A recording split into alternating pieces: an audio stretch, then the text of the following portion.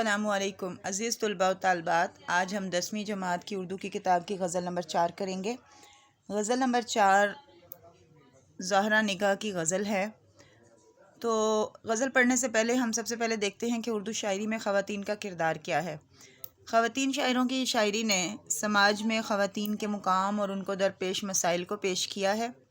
ان کی شاعری میں خواتین کی آزادی، حقوق اور عزت کے موضوعات عام ہیں۔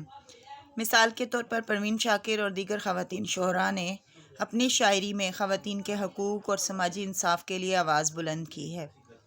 پروین شاکر کی بات کریں تو پروین شاکر کی وجہ شہرت جون سی ہے وہ ان کی دلکش، نازک اور جذبات سے بھرپور شاعری ہے۔ اردو غزل کو جس نے ایک نیا انداز، ایک نئی زبان اور نیا لہجہ عطا کیا ہے۔ غزل نمبر 4 دیکھتے ہیں۔ زہرا نگاہ کی غزل ہے۔ شعر نمبر 1 ہے، یوں کہنے کو پیرایا اظہار بہت ہے، یہ دل ناداں سے ہی خوددار بہت ہے۔ زہرا نگاہ کہتی ہیں کہ دنیا میں جذبات کے اظہار کے کئی طریقے ہیں، مگر اس کا دل سب طریقوں کے باوجود کچھ نہیں کہتا۔ اس کی خاموشی نادانی نہیں بلکہ خودداری کی نشانی ہے۔ تشریح دیکھتے ہیں۔ شعر نمبر 1 کی تشریح ہے۔ اس شعر میں شاعرہ زہرا نگاہ اپنے دل کی کیفیت اور انداز فکر کو بیان کرتے ہوئے کہتی ہے کہ دنیا میں جذبات و احساسات کو بیان کرنے کے کئی طریقے موجود ہیں، جیسے آنکھوں سے، زبان سے، الفاظ سے، خاموشی سے یا حرکات و سکنات سے اظہار کیا جا سکتا ہے، مگر اس کا دل جو نادان ہے کسی بھی انداز میں اپنے جذبات کو بیان نہیں کرتا، کیونکہ وہ سادہ ہے، معصوم ہے، مگر اس میں خودداری کی خوبی ہے۔ یہ اپنے درد کو چھپا کر رکھتا ہے، دوسروں کے سامنے نہ شکوہ کرتا ہے، نہ فریاد کرتا ہے۔ اس کی خاموشی وقار کی علامت ہے، اور بعض اوقات خاموشی الفاظ سے زیادہ اثر رکھتی ہے۔ دل کی خودداری ہی اس کے سکون اور وقار کی اصل وجہ ہے۔ بقول شاعر، چپ چاپ اپنی آگ میں جلتے رہو فراز، دنیا تو عرض حال سے بے آبرو کرے۔ شعر نمبر 2 ہے، دیوانوں کو اب وسعت صحرا نہیں درکار، وحشت کے لیے سایہ دیوار بہت ہے۔ حوالہ شاعر لکھیں گے زہرا نگاہ۔ حوالہ غزل، یوں کہنے کو پیرایا اظہار بہت ہے۔ اس کا سادہ مفہوم ہے کہ دیوانوں کو کھلے اور وسیع صحرا کی ضرورت نہیں رہی، دل کا کرب اور وحشت محسوس کرنے کے لیے ایک دیوار کا سایہ بھی بہت ہے۔ شعر نمبر 2 کی تشریح دیکھتے ہیں کہ شاعرہ زہرا نگاہ اس شعر میں عاشقوں کی دیوانگی اور وحشت کا ذکر کرتے ہوئے کہتی ہیں کہ عاشق دیوانگی میں صحراؤں میں بھٹکتے ہیں۔ ایسے عاشق دیوانے اور پاگل ہوتے ہیں۔ اب تو کسی عاشق کو دیوار کا سایہ میسر آ جائے اور خاموشی سے وہ دنیا سے کٹ کر وہاں بیٹھ جائے تو اس کے لیے یہ بھی کافی ہے۔ اسے بھٹکنے کے لیے صحراؤں میں جانے کی ضرورت نہیں، وہ یوں بھی اپنی دیوانگی اور وحشت کو سایہ دیوار میں بیٹھ کر نکال سکتا ہے۔ بقول شاعر، کوئی دیوار سے لگ کر بیٹھا رہا اور بھرتا رہا سسکیاں رات بھر۔ عاشق جب اپنے محبوب کی محبت میں بے چین و بے قرار ہوتا ہے تو اس کا دل کسی کام میں نہیں لگتا، وہ تنہائی اور خاموشی چاہتا ہے جہاں کوئی نہ ہو، بس وہ محبوب کی یادوں میں کھویا رہے۔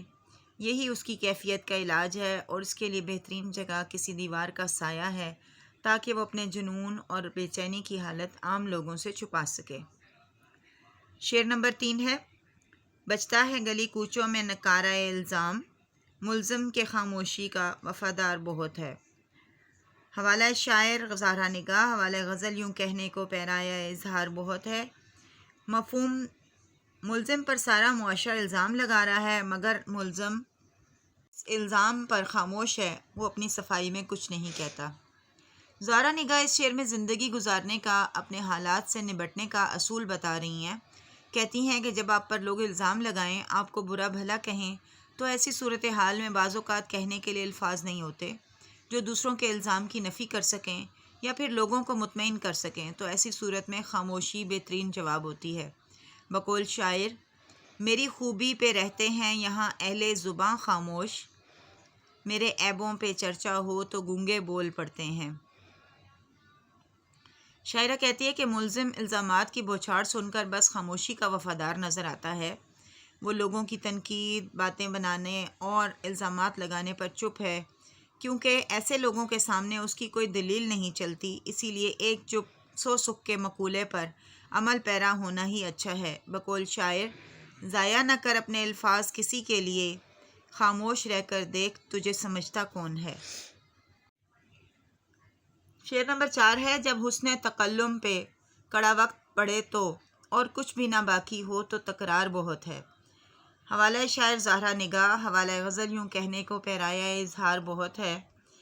اس کا سادہ مفہوم ہے، جب اچھی بات کہنے میں مشکل پیش آ جائے تو ایسی صورت میں ایک ہی بات کو دہرانا بہت کام آتا ہے۔ اس شعر میں شاعرہ اس کیفیت کو بیان کرتی ہے جب انسان کے پاس اظہار کرنے کے لیے کچھ نئی بات نہیں رہتی، پھر وہ صرف پرانی باتوں کو دہرا کر اپنی کیفیت کو بیان کرتا ہے۔ حسن تکلم ایک ایسی خوبی ہے جو انسان کی شائستگی، وقار اور گفتگو کی خوبصورتی کو ظاہر کرتی ہے، لیکن جب وقت سخت ہو، حالات تنگ ہو جائیں اور الفاظ بے اثر ہو جائیں تو پھر یہ خوبی مان پڑ جاتی ہے۔ ایسے میں انسان کے پاس نہ نیا خیال ہوتا ہے، نہ نیا جذبہ، نہ نئی بات، وہ صرف تکرار کرتا ہے، بار بار ایک ہی بات دہراتا ہے۔ یہ تکرار اس کے دل کی بے بسی، جذبات کی شدت اور ذہنی الجھن کی گواہی ہوتی ہے۔ یہ شعر انسانی کمزوری اور جذباتی تھکن کی بہت گہری نشانی ہے۔ جب گفتگو صرف شور بن جاتی ہے، بقول شاعر، ایک اور دریا کا سامنا تھا منیر مجھ کو، میں ایک دریا کے پار اترا تو میں نے دیکھا۔ شعر نمبر 5، خود آئینہ گر آئینہ چھوڑے تو نظر آئے، دہکا ہوا ہر شعلہ رخسار بہت ہے۔ حوالہ شاعر زہرا نگاہ، حوالہ غزل یوں کہنے کو پیرایا اظہار بہت ہے۔ سادہ مفہوم، جب آئینہ بنانے والا آئینہ چھوڑتا ہے تو اصل حسن اور کشش خود بخود ظاہر ہو جاتی ہے۔ محبوب کے چہرے کی روشنی اور جمال کو کسی ظاہری چیز کی ضرورت نہیں ہوتی۔ اس شعر میں شاعرہ زہرا نگاہ کہتی ہیں کہ جب کوئی حسن رکھنے والا شخص اپنے حسن کی نمائش کرنا چھوڑ دیتا ہے تو اس کے چہرے کا جمال اور فطری کشش خود بخود ظاہر ہو جاتی ہے۔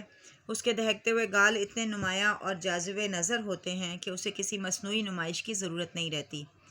شعلہ رخسار خوبصورتی اور چہرے کی چمک کے لیے استعارے کے طور پر استعمال ہوا ہے۔ دراصل شاعرہ اس شعر میں انسانی حسن و جمال، محبوب کی فطری طاقت کو بیان کر رہی ہے کہ محبوب کا حسن سادگی، خلوص اور فطری چمک سے اجاگر ہوتا ہے۔ بقول شاعر، آرائش جمال سے فارغ نہیں ہنوز، پیش نظر ہے آئینہ دائم نقاب میں۔ دوسری طرف یہ شعر خودی کے فلسفے کو بھی بیان کرتا ہے کہ انسان جو اپنی ذات کی پرواہ چھوڑ دے اور سادگی اختیار کرے تو اس کا اصل جوہر کھل کر سامنے آتا ہے۔ بقول شاعر علامہ اقبال، خودی کو کر بلند اتنا کہ ہر تقدیر سے پہلے خدا بندے سے خود پوچھے بتا تیری رضا کیا ہے۔ شعر نمبر 6 ہے، منصف کے لیے اذن سماعت پہ ہیں پہرے اور عدل کی زنجیر میں جھنکار بہت ہے۔ حوالہ شاعر زہرا نگاہ، حوالہ غزل یوں کہنے کو پیرایا اظہار بہت ہے۔ مفہوم اس کا ہے، انصاف کرنے والے کو سچ بات سننے کی آزادی نہیں، اس پر پابندیاں ہیں، جبکہ انصاف مانگنے والے صرف آواز ہی اٹھا سکتے ہیں، شور مچا سکتے ہیں۔ شاعرہ زہرا نگاہ اس شعر میں موجودہ معاشرے کی اس تلخ حقیقت کو بیان کرتی ہیں جو ہمارے معاشرے میں عام پائی جاتی ہے۔ انصاف کرنے والوں اور ججوں پر پابندیاں ہیں، حکمران طبقہ اور ظالم و جابر لوگ اپنی منمانی کرتے ہیں، مظلوموں کی پکار سننے والا کوئی نہیں، بس جس کی لاٹھی اس کی بھینس کا قانون نافذ ہے، مظلوم بس آہو پکار کر سکتے ہیں، ان کو سننے والا کوئی نہیں۔ شاعرہ نے یہ بات نظام عدل پر چوٹ کرتے ہوئے کہا کہ یہ صرف سنائی دیتا ہے مگر دیتا کچھ نہیں۔ یہ بہت بڑا المیہ ہے کہ انصاف پر پیرے بٹھائے گئے ہیں۔ بقول شاعر، ظاہر کی آنکھ سے نہ تماشا کرے کوئی، ہو دیکھنا تو دیدہ دل وا کرے کوئی۔ دراصل زہرا نگاہ کے دور میں شاعری کرنا اور چھپوانا کچھ اچھا نہیں سمجھا جاتا تھا، یہ بڑی ہمت کا کام تھا۔ شاعرہ چاہتی ہے کہ خواتین کو بھی موقع ملنا چاہیے، یہی انصاف کا تقاضا ہے۔ شاعرہ نے کچھ ایسے ہی خیالات کی ترجمانی کی ہے، منصف سے بھی کہو انصاف کے تقاضے دیکھے، اب وقت ہے وقت کے تقاضوں سے بغاوت کرنا۔ یہ غزل نمبر 4 کی تشریح تھی، امید ہے کہ آپ کو سمجھ آ گئی ہوگی۔ انشاءاللہ پھر ملیں گے کسی اور نظم غزل کے ساتھ۔ فی امان اللہ، السلام علیکم۔